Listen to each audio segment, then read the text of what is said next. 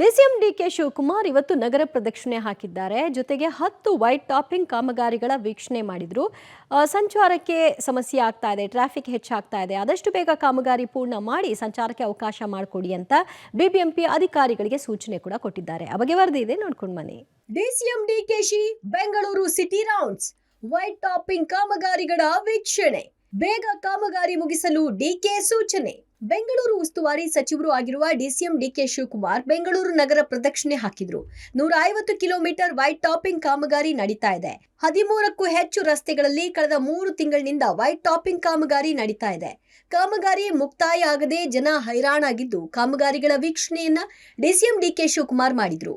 ರಾಜಾಜಿನಗರದ 10ನೇ ಅಡ್ಡ ರಸ್ತೆಯಲ್ಲಿ ನಡೀತಾ ಇರುವ ಕಾಮಗಾರಿ ವೀಕ್ಷಿಸಿ ಕಳಪೆ ಇರಬಾರದು, ಕೊಟ್ಟಿರೋ ಟಾರ್ಗೆಟ್ ರೀಚ್ ಆಗಿದ್ದಾರಾ ಇಲ್ವಾ ಅಂತ ತನಿಖೆ ಮಾಡಿಸ್ತೀವಿ ಅಂತ, ಎಷ್ಟು ಇಂಚು ಸಿಮೆಂಟ್ ಹಾಕಿದ್ದೀರಿ ಅಂತ ಟೇಪ್ ತೆಗೆದುಕೊಂಡು ಅಳತೆ ಮಾಡಿ ಪರಿಶೀಲಿಸಿದ್ರು.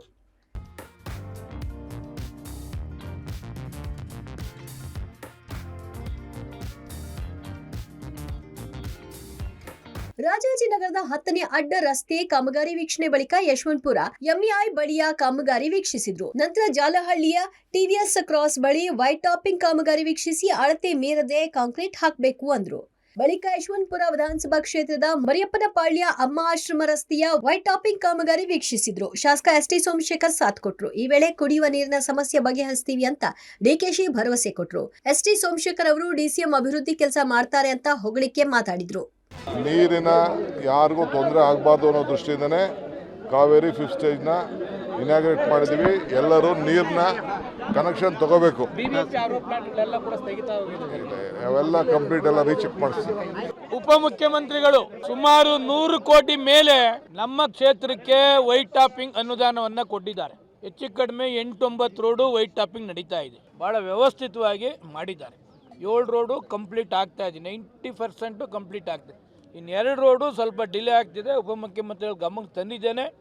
ಅದಲ್ಲದೆ ರಾಜಕಾಲುವೆಗೂ ಕೂಡ 230 ಕೋಟಿ ಕೊಟ್ಟಿದ್ದಾರೆ. ಎಲ್ಲೆಲ್ಲಿ ರಾಜಕಾಲುವೆ ತೊಂದರೆ ಇದೆ ಅದೆಲ್ಲನೂ ಕೂಡ. ಆಮೇಲೆ ಮೇನ್ ರೋಡ್ ಎಲ್ಲೆಲ್ಲಿ ಡ್ಯಾಮೇಜ್ ಕಂಪ್ಲೀಟ್ ಆಗಿದೆ ಅದಕ್ಕೆ 75 ಕೋಟಿ ಅನುದಾನವನ್ನು ಕೂಡ ನಮ್ಮ ಯಶವಂತಪುರ ಕ್ಷೇತ್ರಕ್ಕೆ ಕೊಟ್ಟಿದ್ದಾರೆ. ಈಗಾಗಲೇ ಸಾವಿರಾರು ಕೋಟಿ ವೆಚ್ಚದಲ್ಲಿ ಕಾಮಗಾರಿ ನಡೀತಾ ಇದೆ. ಇನ್ನೊಂದು ಹಂತದಲ್ಲಿ ವೈಟ್ ಟಾಪಿಂಗ್ ಕಾಮಗಾರಿ ಶುರು ಮಾಡ್ತೇವೆ. ಬೆಂಗಳೂರು ಅಭಿವೃದ್ಧಿಗೆ ಶ್ರಮ ವಹಿಸ್ತೇವೆ. ವೈಟ್ ಟಾಪಿಂಗ್ ಕಾಮಗಾರಿಗಳು ಎಲ್ಲ ಅಂತಿಮ ಹಂತಕ್ಕೆ ಬಂದಿವೆ, ಸಂಚಾರಕ್ಕೆ ಮುಕ್ತ ಆಗುತ್ತೆ ಎಂದಿದ್ದಾರೆ. ಬೆಂಗಳೂರಲ್ಲಿ ಈಗಾಗಲೇ 150 kilometre ತೆಗೆದುಕೊಂಡಿದ್ದೀವಿ. Quality important.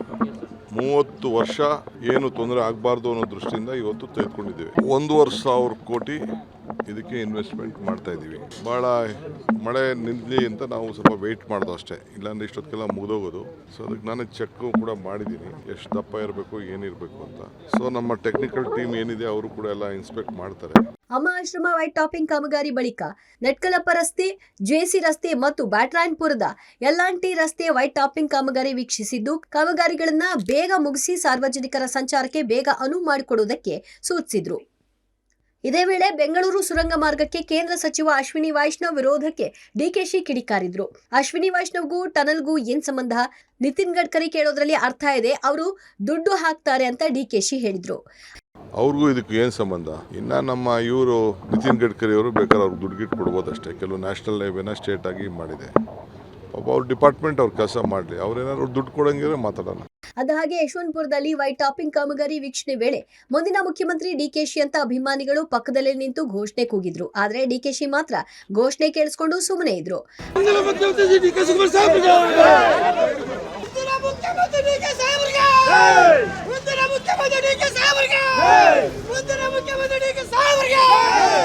Lokesh Kodagadala, public TV, Bengaluru.